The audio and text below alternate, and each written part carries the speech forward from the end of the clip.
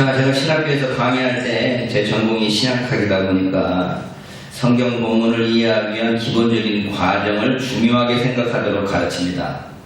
문맥을 이해해야 되고, 앞뒤 전후 문맥에서 왜 이야기를 하고 있는가, 배경을 이해해야 되고, 이걸 언제 말했는가, 누가 말했는가, 누구에게 말했는가에 따라서 그 뜻이 달라집니다. 조선일보 기사인지 한겨레 신문 기사인지에 따라서 그 강조점이 달라지지 않습니까? 이 말을 쓴 건 우리 홍교영 집사가 오면 조선일보 시각에 너무 치우치지 말라는 말 하려고 그랬더니 홍 집사는 나한테 그렇게 좌파적인 시각으로 보지 말라고 자꾸 뭐라 그러잖아요. 자기 관점과 시각이 다 있게 돼 있는 거죠. 그러니까 시를 이해하는 데 있어서도, 오늘 시편 3편을 읽었는데 시를 이해하는 데 있어서도 이와 똑같습니다. 문맥을 이해하고 그 배경을 이해하고 말하는 사람이 누구이며 언제 말했는가도 중요합니다. 우리가 시편을 읽을 때 제목을 읽지 않는 경우가 많습니다. 그러니까 오늘 시편 3편 읽으라고 하면 여호와여 나의 대적이 어찌 그리 많은지요라고 읽지만 히브리어 성경에서는 1절이 제목으로 되어 있습니다. 그러니까 제목은 1절, 2절부터 되어 있는 거죠. 그러니까 히브리어 성경에 의하면 여호와의 나의 대적이 어찌 그리 많은지요가 2절로 되어 있고 1절은 뭐가 되어 있느냐, 제목이 붙어 있는 거죠. 다윗이 그 아들 압살롬을 피할 때에 지은 시, 이 제목이 히브리어 성경에서는 1절로 되어 있습니다. 그러니까 시편 3편을 이해하기 위해서는 다윗이 압살롬에게 피할 때 상황이 어떠했는지를 이해해야 이 시의 맛을 알 수 있게 됩니다. 이런 이야기죠. 압살롬이 다윗의 셋째 아들로 되어 있습니다. 그수랑 달메의 딸 마가의 아들이라고 소개되네요. 그 압살롬의 누이 동생인 다말을 그 형, 배다른 형이죠. 배다른 형 암논이 겁탈하니까, 그리고 이 다말이 어떻게 할 줄 모르니까 이 압살롬이 이 암논을 초청해가지고 죽여버립니다.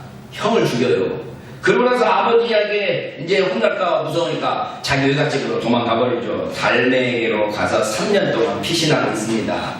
그런데 다윗이 이 아들은 아들끼리 싸웠다가도 아들에 대한 정이 있으니까 아들이 봤으면 좋겠다 하는 생각이 있는 줄 알고 요압이 중지를 해서 다시 예루살렘으로 옵니다. 그리고 나서 그때부터 백성들의 마음을 도적질하기 시작하는 거죠. 사실 압살롬이 세 번째 아들이기 때문에 첫째 암논은 자기가 죽여버렸고, 둘째 아들은 이름이 다니엘인가? 둘째 아들은 별 이름이 없는 것 보니까 일찍 죽은 것 같아요. 그러면 지금 저절로 가만히 있어도 압살롬이 왕이 될 텐데 빨리 왕이 되고 싶고 다윗을 제거하고 자기가 왕이 되고 싶어서 백성들의 마음을 도적질하는 거죠. 그래서 이 사무엘하 14장 24절에 보면 압살롬에 대해서 써 있습니다. 온 이스라엘 가운데 압살롬같이 아름다움으로 크게 칭찬받는 자가 없었으니 저는 발바닥부터 정수리까지 흠이 없으리라. 얼마나 멋지게 생겼는지. 이 압살롬같이 멋진 사람이 없었다는 이야기 아니겠습니까? 내가 25절 다음 26절은 제가 인용을 안 했는데 26절에 보면 뭐라고 되냐면 압살롬의 머리를 항상 잘라가지고 그 머리에 근수를 달아보니까 몇 그램이더라, 이런 말이 나와. 얼마나 이 멋지게 하고 다녔는지. 그리고 마침내 이 아버지 다윗왕을 향하여 헤브론에서 반역을 일으키고 반란군을 끌고 예루살렘을 향하여 진격합니다. 사무엘하 15장에 나오죠. 다윗의 모사인 길롯 사람 아히도벨은 압살롬에게 붙습니다. 이 아히도벨도 대단한 무력가고 대단한 전략가인데 이 압살롬에게 붙습니다. 이러한 소식을 들은 다윗이 얼마나 다급하고 또 겁이 났는지, 겁을 먹었는지는 잘 모르겠어요. 다급했는지 이 15장 14절에 보면 이렇게 되어 있습니다. 다윗이 예루살렘에 함께 있는 모든 신복에게 이르되 일어나 도망가자. 그렇지 않으면 우리 한 사람도 압살롬에게서 피하지 못하리라. 빨리 가자. 두렵건대 저가 우리를 급히 따라와서 해하고 칼로 성을 칠까 하노라. 이게 얼마나 다윗이 모르겠어요.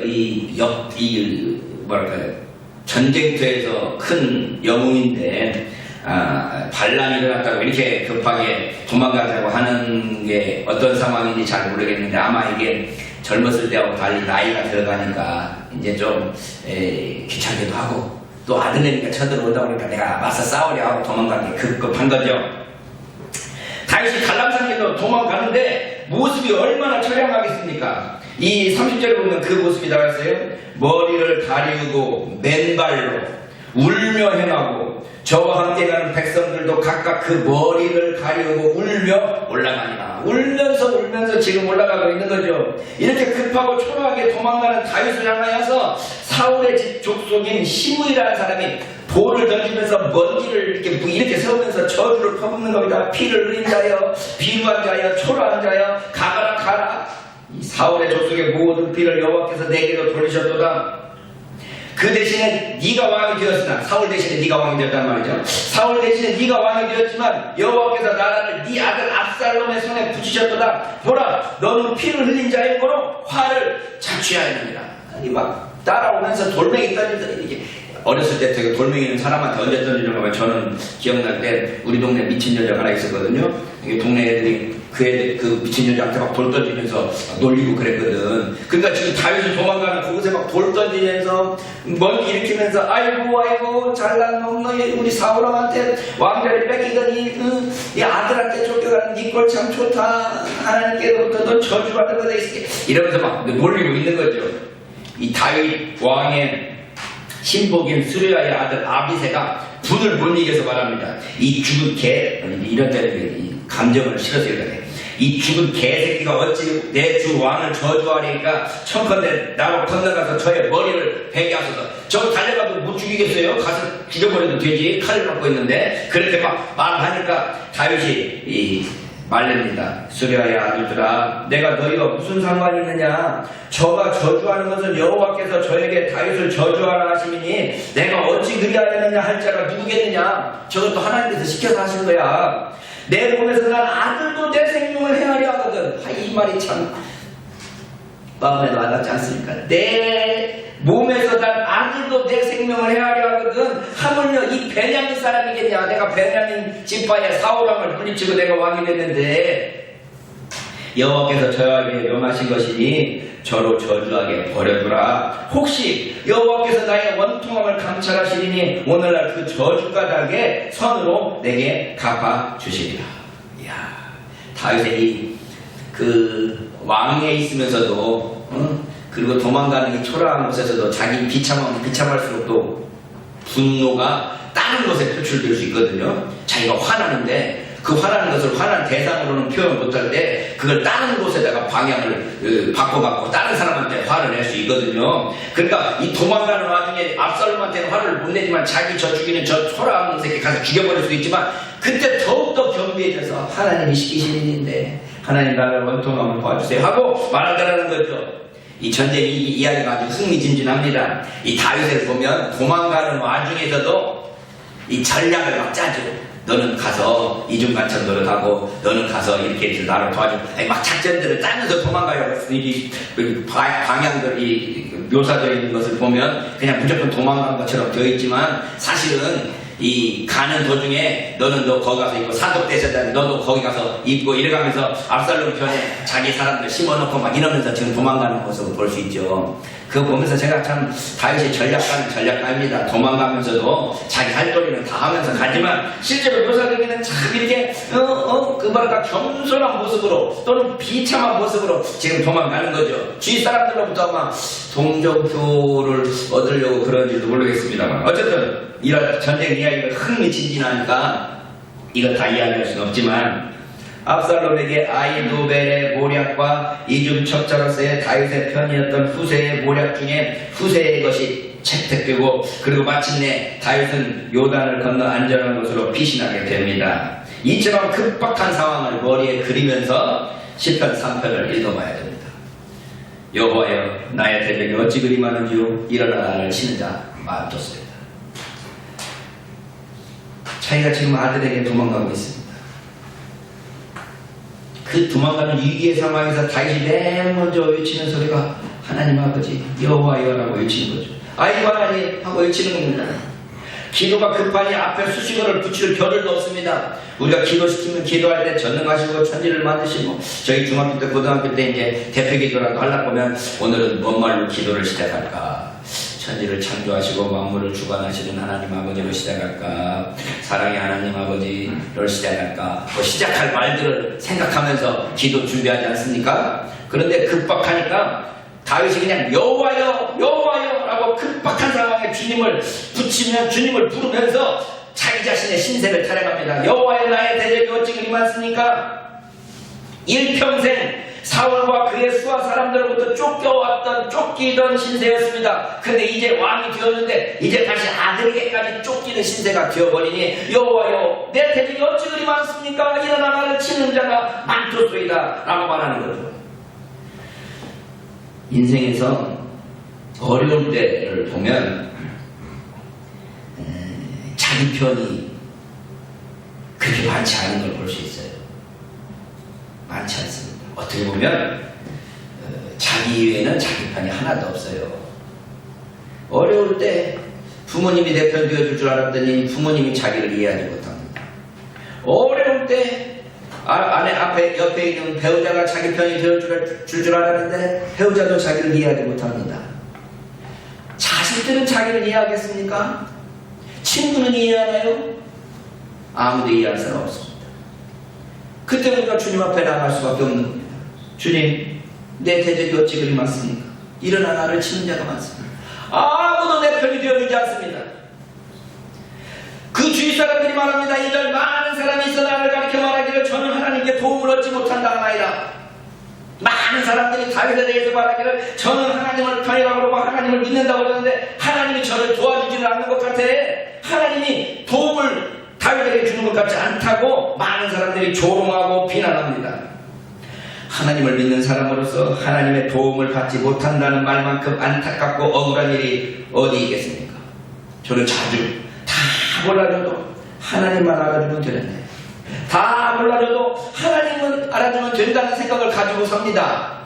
그런데 많은 사람들이 쟤는 하나님으로부터 도움을 못 받는 사람이야, 쟤는 하나님으로부터도 인정 못 받는 사람이라고 할 때 얼마나 그 억울하고 분하고 그 안타까움이 있겠습니까? 저는 하나님께 도움을 얻지 못한다 하는 거다. 여기에 셀라가 붙습니다. 이 시편을 읽을 때 셀라라고 읽는데 셀라를 읽는 소리가 아니라 음악 기호로서 포르테시보라는 의미가 똑같다고 그러죠. 이 부분을 강하게 하라 뭐 이런 이야기잖아요. 강하게 연주하거나 강하게 낭송하라는 뜻이죠. 그러니까 이 셀라를 읽을 것이 아니라 그 부분을 강하고 힘있게 읽음으로써 음악 표시가 있다는 것을 나타내야 됩니다.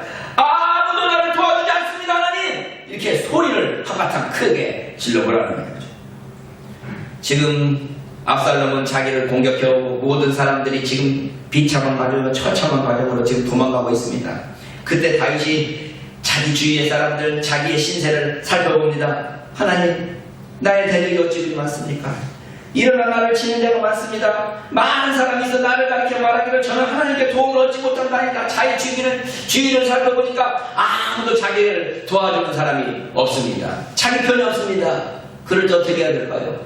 3절에 보면 다윗은 자기의 시선을 주위의 자기의 환경이나 자기의 사람에게 시선을 두는 게 아니라 하나님께 시선을 고정시킵니다. 여호와여, 내 주위의 모든 환경과 내 주위의 모든 사람은 이런 모양일지라도 여호와여, 주는 나의 방패시오 나의 영광이시오 나의 머리를 드시는 자신이. 주위 사람들의 조롱과 멸시와 달리 다윗은 하나님을 바라보면서 하나님을 외칩니다. 하나님이 나에게 어떤 분이십니까? 그렇습니다. 주님은 나의 방패십니다. 주님은 나의 영광이십니다. 주님은 나의 머리를 드시는 자이십니다. 여러분과 저에게 주님은 어떤 존재입니까? 방패요, 영광이요, 나의 머리를 들어주시는 자이십니까? 내 편이 되어주십니까? 위기의 상황에서 내 아들에게 어떤 태도를 보여주시는 분이십니까? 이 시인은 하나님께 고정을 하고 하나님을 바라봤더니 하나님이 자에게 어떤 존재인지를 발견했습니다. 하나님은 방패셨습니다. 이제까지 자기 자신의 어떤 어려움과 어떤 괴로움 사이에서도 하나님은 자기의 방패로서 그 모든 것들을 막아주셨습니다. 모든 것을 지켜주셨습니다. 그러면서 하나님은 자기의 영광이었습니다. 자기의 부끄럽고 자기의 어려운 곳에서도 하나님께서 자기를 높이 들어주셨습니다. 그리고 마침내 다윗의 머리를 들어서 영광스럽게 하셨던 분이 바로 주님이셨습니다. 내 편이 되어주시는 분, 아무도 자기 편이 되어주지 않고 아무도 자기를 인정해주지 않을 때 하나님은 내 편이시고 인도하시고 하나님은 나의 방패시고 나의 영광이시고 나의 머리를 드시는 분이십니다라고 외칠 수 있었습니다. 시선을 자기의 주위와 자기의 옆사람을 보는 게 아니라 하나님을 바라보았던 것입니다. 여러분은 위기의 상황에서 누구를 바라보고 있습니까? 여러분의 시선이 여러분 주위의 환경과 여러분 주위의 사람을 바라보고 있습니까? 아니면 하나님을 바라보고 계십니까? 내가 목소리로 여호와께 부르짖으니 그 성산에서 응답하십니다. 그래서 다윗은 기도하는 겁니다. 하나님의 응답을 기다리는 겁니다. 목소리를 다하여 주님께 부르짖는 것입니다. 여기에도 다시 셀라가 붙어있는데 나의 목소리가 여호와께 부르짖으니 그가 성산에서 응답하시는 겁니다. 여러분 주위의 환경 바라보고 주위 사람들 보면 우리가 실망할 수밖에 없습니다. 분노와 그 미움과 증오가 속에서부터 불끈불끈 솟아오릅니다. 그때 우리는 주님을 바라보면서 주님께 기도할 수밖에 없는 겁니다. 주님, 주님, 주님! 그럴 때 주님께서 그 성산에서 응답하시는 것입니다. 사실 여러분 지금 이 시편을 짚고 있는 이 다윗의 상황은 변화된 게 아무것도 없습니다. 여전히 쫓겨나가고 있고 여전히 지금 쫓기고 있는 상황입니다. 그런데 그때 주님께서 자기를 응답하신 그것을 기대하면서 하나님께 기도할 수 있는 것, 기대하면서 기도할 수 있는 것, 이게 믿음입니다. 여러분 기도한다고 즉각적으로 상황이나 형편이 달라지지 않습니다. 그냥 하나님께 기도하는 족족 하나님께서 바로바로 응답하시면 얼마나 좋겠습니까? 그러나 기도하면서 우리는 하나님께 기대할 수 있고 하나님께서 어떻게 이 위기를 넘게 하실 것인지를 하나님을 기대하는 손길로, 기대하는 눈길로 바라볼 수 있는 것입니다. 그래서 그 하나님께서 어떻게 나를 인도하실 것인가를 기대하면서 여호와께서 그 성산에서 응답하시는 도다라고 외칠 수 있는 것입니다. 그렇습니다. 주님께서 응답하실 줄로 믿습니다. 주님께서 내 기도를 들어주실 줄 믿습니다라고 마음의 평안을 얻을 수 있는 것입니다. 자, 주위 사람을 보고 주위 환경을 바라볼 때 내 안타까움이, 내 대적이 얼마나 많습니까? 나를 치는 자가 많습니다. 많은 사람들이 나를 조롱합니다. 그러나 나는 하나님을 바라봅니다. 하나님은 나의 방패시오, 나의 영광이시오, 나의 머리를 드십니다. 그러니 내가 여호와께 부르짖겠사오니 응답하여 주시옵소서 라고 한 이 다음 다윗의 태도는 무엇입니까? 5절, 내가 누워 자고 깨었으니 여호와께서 나를 붙드시리로다. 그 기도로서 다윗의 다음 행동이 무엇입니까? 내가 누워 자고 깼다는 거 아닙니까? 잠잤다는 거예요. 여러분 전쟁터에서 지금 도망가고 있는 그 상황에서 잠이 올 것 같습니까? 이러한 상황에서 잠을 잘 수 있는 사람은 세상에 몇 명 안 될 거예요. 도망가는 상황에서 이제 언제 죽을지 모르고 어떻게 전쟁이 어떻게 돌아갈지 모르는 상황에서 잠을 잤다는 거 아닙니까? 다윗은 바로 이러한 잠을 잘 수 있는 사람이었습니다. 왜 그렇습니까? 주위 상황 바라보지 않냐고, 주위 환경 바라보지 않냐고, 주위 사람들 바라보지 않냐고, 하나님을 바라보고 하나님이 나의 어떤 분인가를 믿고 의지하고 기도하는 순간 마음 가운데 평강을 얻고 하나님께 기도할 수 있었던 겁니다. 하나님께 기도하고 잠을 잘 수 있었던 겁니다. 이러한 비슷한 잠을 주무신 분이 바로 우리 주님이십니다. 풍랑이 있는 바다 가운데서 뱃속에서 주님께서 주무시고 계십니다. 제자들이 두려움 가운데 떨면서 주님을 깨웁니다. 마가복음 4장에 나오는 이야기입니다. 그날 저물 때에 제자들에게 이르시되 우리가 저편으로 건너가자 하시니 저희가 무리를 떠나 예수를 배에 계신 그대로 모시고 가매 다른 배들도 함께 하더니 큰 광풍이 일어나며 물결이 부딪혀 배에 들어와 배에 가득하게 되었더라. 이것도 좀 뻔히 있죠. 배에 물이 가득해 버리면 배가 가라앉는지 물이 많이 들어왔다는 이야기예요. 배가 가득하게 되었더라. 그런데 예수께서는 고물에서 베개를 베시고 주무시더니 그 풍랑이 일어나고 배가 물이 차는데 주무시고 계셨다는 얘기. 진짜 자고 계셨을까? 아마 주무시는 채 했을까? 예? 어쨌든 주무시고 계셨다고 이거 좀 주무시는 채 했었을 것 같기도 해. 비 오고 막 그렇게 물 들어오는데 아니 너무너무 피곤하셨을 수도 있겠네요. 너무너무 피곤해 주무시고 계셨. 제자들이 깨우면서 말합니다. 선생님이여 우리가 죽게 된 것을 돌아보지 아니하시나이까 하니 예수께서 깨어 바람을 꾸짖으시며 바다들어 이르시되 잠잠하라 고요하라 하시니 바람이 그치고 아주 잔잔하여지더라. 이에 제자들에게 이르시되 어찌하여 이렇게 무서워하느냐? 너희가 어찌 믿음이 없느냐 하시니 저희가 심히 두려워하여 서로 말하되 저가 위기의 바람과 바다라도 순종하는 거 하였더라. 예수님의 이 참, 풍랑 가운데서 평안하게 잘 수 있는 참, 다윗의 이 참, 전쟁터에서 도망가는 그 상황에서도 잘 수 있는 이 참. 여러분들이 만약 그 배에서 같이 타고 있다면 여러분 태도는 어떻게 보일까요? 아니, 어떤 태도를 보여야 믿음 있는 사람의 태도일 거예요? 주님은 주무시고 계시고 바닷물이 막 들어와서 풍랑을 일으키는데 믿음 있는 태도라면 어떤 태도를 보일까요? 나 그거 참, 하나님 예수님한테 꾸중 듣지 않고 믿음 있는 태도를 하려면 어떻게 태도를 해야지? 시편 기자도 노래합니다. 여호와께서 집을 세우지 아니하시면 세우는 자의 수고가 헛되며 여호와께서 성을 지키지 아니하시면 파수꾼의 경성함이 허사로다. 너희가 일찍 일어나고 늦게 누우며 수고의 떡을 먹음이 헛되도다.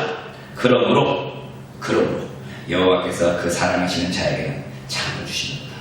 여러분, 우리가 얼마나 힘써서 이 성을 지키려고, 이 집을 지키려고, 내 재산 지키려고, 내 가지고 있는 거 지키려고, 꼭 쥐고 그거 지키려고 노력을 합니까? 아침에 일찍 일어나고 저녁 늦게까지 수고합니까? 그러나 여호와께서 지키시지 않으면, 여호와께서 함께 해주시지 않으면 다 헛것이라는 거 아니겠습니까? 그러니 여호와께서 나와 함께 하신다는 것을 믿고 편히 잘 수 있는 삶, 편히 잘 수 있는 사람, 이게 바로 신앙인 아니겠습니까?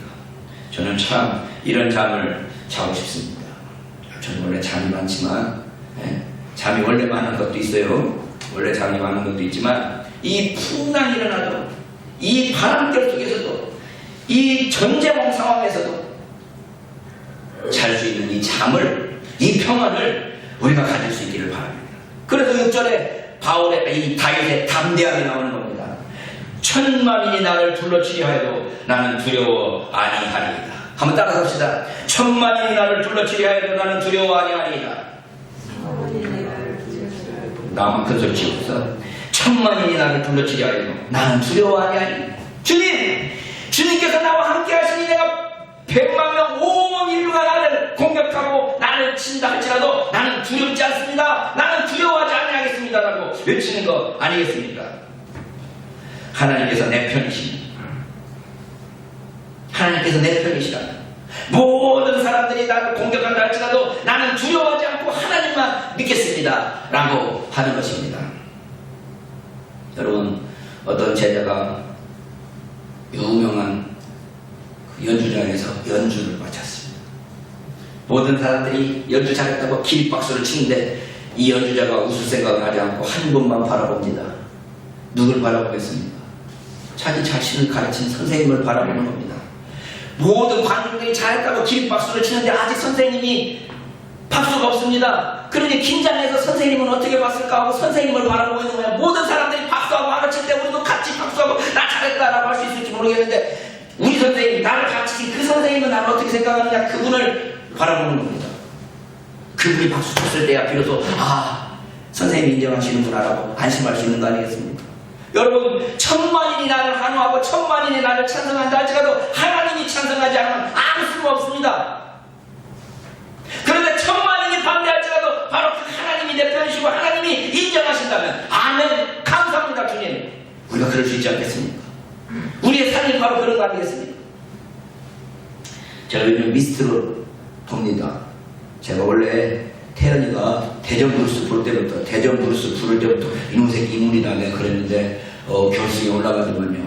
이 녀석이 바람길이라는 장윤정의 노래를 진짜 소름 끼치게 안 부르는 사람 죄송합니다. 못 부르는 사람 소름 끼치게 부르더니 딱 끝나고 나서 웃어.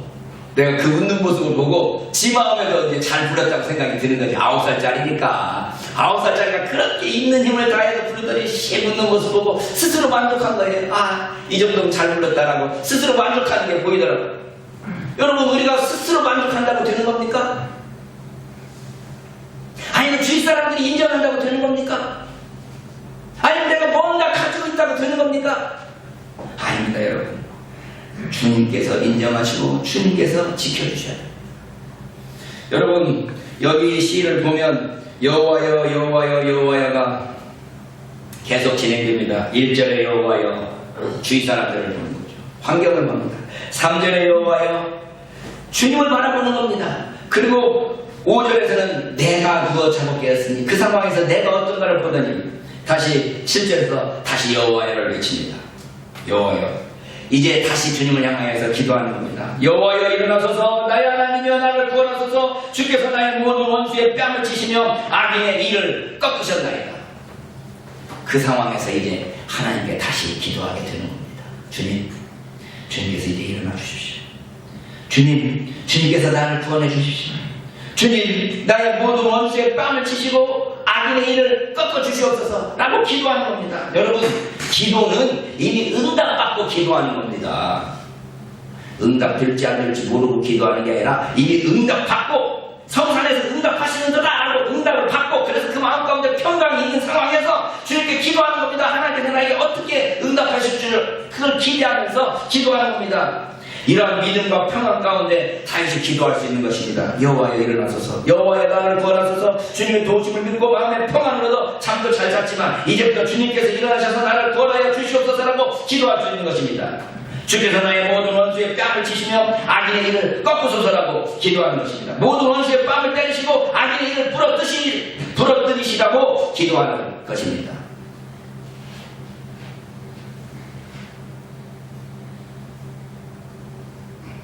내가 초라하고 힘들 때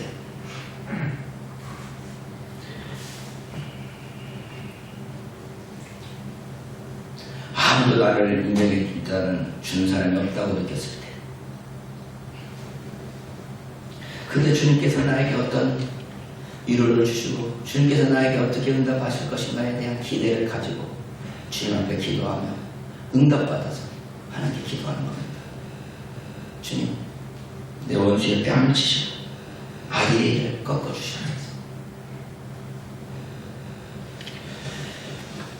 제가 학교를 그만두게 된 이후로 참 내 인생이 뭔가에 대한 고민들을 지금도 하고 있습니다. 내 인생의 의미가 뭘까? 이걸 이해해 주는 사람이 아무도 없다라는 그 절망감 그 좌절감 내 편으로서 나를 이해해주고 나에게 힘을 줘야 될 사람들이 없다라는 것에 대한 그 실망감이 치솟을 때 우리가 믿음의 사람으로서 어떤 태도를 가지고 어떻게 하나님께 기도할 것인가에 대한 고민을 하게 되죠. 제가 벌써 학교를 그만둔 지 10년 가까이 되어가는데 요즘에 들리는 소식이 그 학교가 또 싸우고 있네요. 신학교 목사님들, 신학교 교수님들이 왜 이렇게 싸울까? 왜 이렇게 그 총장 자리 하나 때문에 이렇게 난리를 칠까?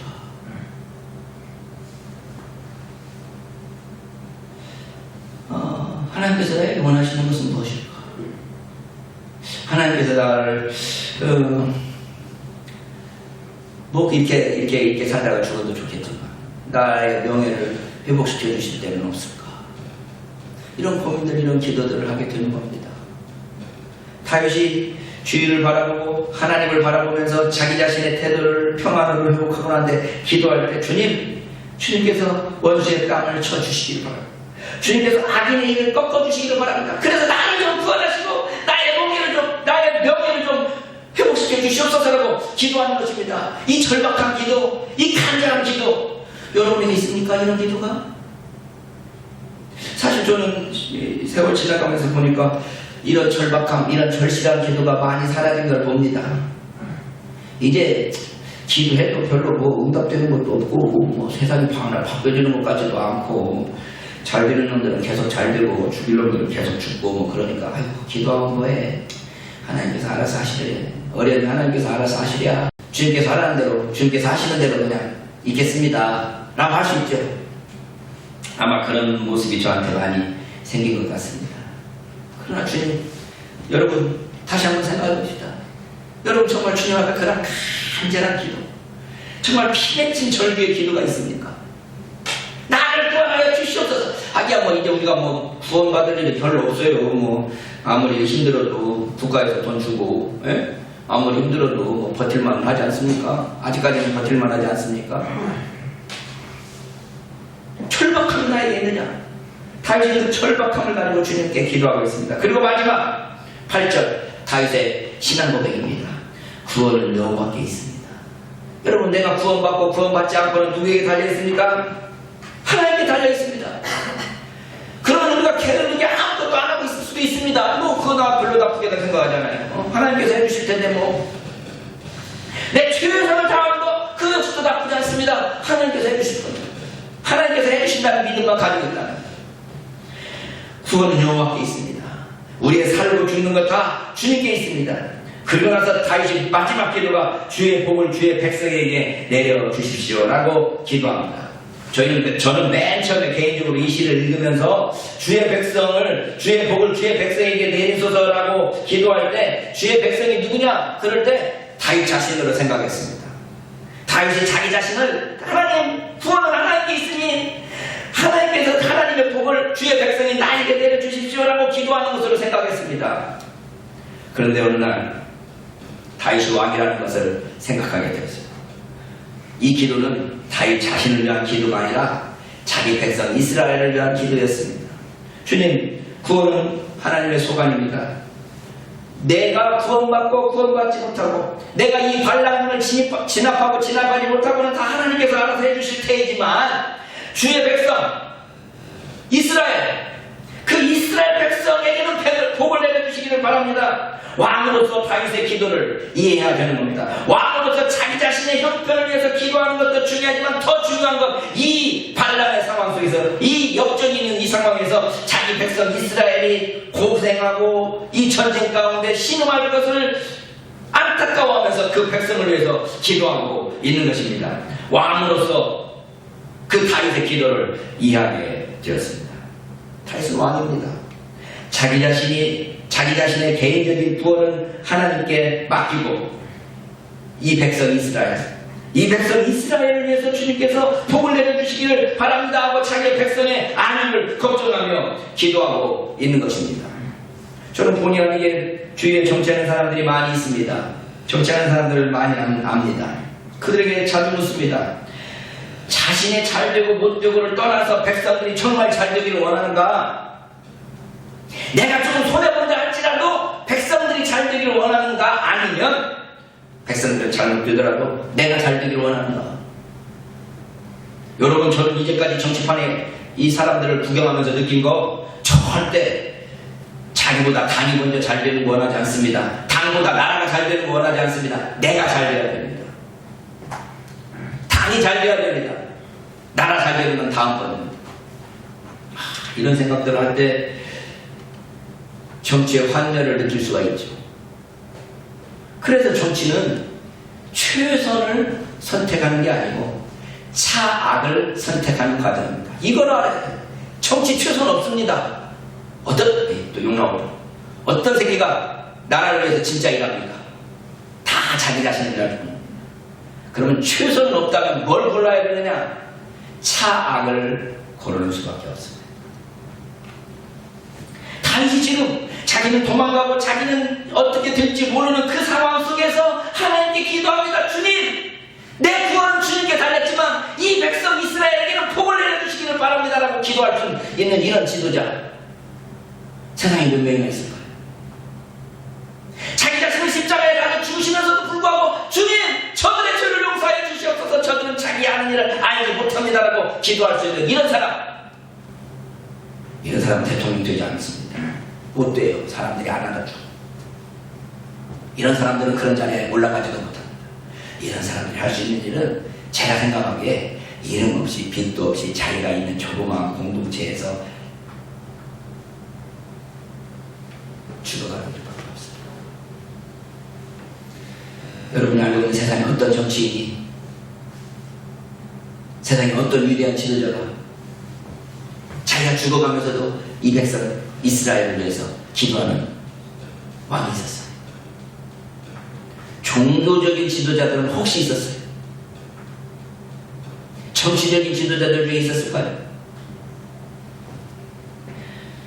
여러분, 왕으로서 다윗이 반란군에게 피난하는 그 상황에서 백성들을 기억하고 그들에게 복을 주시라고 강구하는 것처럼 이 나라의 정치 지도자들이 그런 기도의 마음을 가질 수 있기를 소원하고 기대해 봅니다. 아니, 우리 자신부터 먼저, 나 자신부터 먼저, 나의 구원과 나의 영광과 나의 복은 하나님께서 알아서 해주시지만 내 주위의 어려운 백성, 내 주위의 다른 사람들, 우리 주위의 이웃들이 그 어려운 가운데서 극복하고 이기고 승리할 수 있기를 위해서 기도하는, 나보다도 먼저 그들을 위해서 기도하고 그들을 위해서 먼저 안타까워할 수 있는 그런 마음을 가지는 게 우리 종교인, 예수 믿는 사람들의 모습 아닐까요? 너희가 세상의 빛이라고 말하면서 주님께서 마태복음 5장 16절에서 말씀하시지 않습니다. 너희는 세상의 빛이다라고 말하면서 이같이 너희 빛을 사람 앞에 비추게 하여 저희로 너희 착한 행실을 보고 하나님 아버지께 영광을 돌리게 하라. 우리의 빛이라는 게 무엇입니까? 착한 행실 아니겠습니까? 예수 믿는 사람 중에 착한 사람 보기 힘들어요. 예수 믿는 사람들은 정말 하나님 앞에서 또는 사람 앞에서 저 사람 착한 사람이다 라고 듣는 사람들 그렇게 쉽게 발견하기 아니, 예수 믿는 사람들 중에 있습니다. 목사님들 중에서 발견하기 힘들어요. 시편 3편 제가 어떻게 언제 어서 설교해도 참 은혜되고 감사하고 제 자신을 다시 돌아보게 만듭니다. 다윗이 압살롬으로부터 도망가는 그 위기의 상황에서 하나님을 부르며 기도하며 하나님께서 자기를 어떻게 구원해 주실지를 기대하였던 것처럼 여러분들의 기도 속에 여러분의 기대가 있기를 바랍니다. 하나님의 구원에 대한 기대가 있고 그 기대 속에서 백성 이스라엘을 위한 참된 기도를 할 수 있는 우리 모두가 될 수 있기를 주님의 이름으로 축원합니다.